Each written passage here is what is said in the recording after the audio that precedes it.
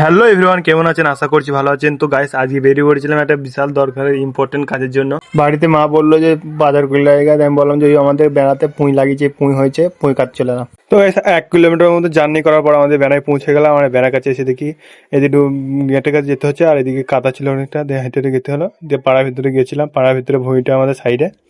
তা পাড়ার ভিতরে ঢুকতে ঢুকতে অনেক গেটে চলে এলাম, আর গেটটা হাতে করে খুললাম। খুলে এদিকে ঢুকে পড়লাম পুঁইয়ের বাগান। পুঁই মাচানের কাছে, আর পুঁই মাচানো দেখতে পাচ্ছেন পুঁইগুলো অনেক সুন্দর হয়েছে। দিয়ে তারপরে গাইস অনেকক্ষণ ভাবি চিন্তা করে তারপরে কেসি লেগে কাটতে লেগেলাম পুঁইটাকে। আর গাইস এক হাতে ক্যামেরা ধরে এক হাতে পুঁই কাটা হচ্ছিল না, জোরে একটা চোখ মারলাম পুঁইয়ের গায়ে, আর কেটে গেল। তারপর কেটে যাওয়ার পর হাতে করে কুড়ি নিলাম। কুড়ি নেওয়ার পর ঝুলাই ভরে নিলাম। ঝুলাই ভরে পুরো সব পুঁই কেটে ঝুলাই কমপ্লিট করে নিলাম। দিয়ে বলে এক ঝুলা পুঁই হয়ে গেছে। দিয়ে বলে বাড়ি চলে যাবো, বাড়ি যেয়ে মাকে পুঁইটা দিয়ে মাকে রান্না করতে বলবো। দিয়ে মা রান্না করতে দুপুরবেলায় খাওয়া দাওয়া করলো। তো ততক্ষণে গাইস হয় পেজটিকে ফলো করলাম, আর ইউটিউবে দেখলে অবশ্যই সাবস্ক্রাইব করো।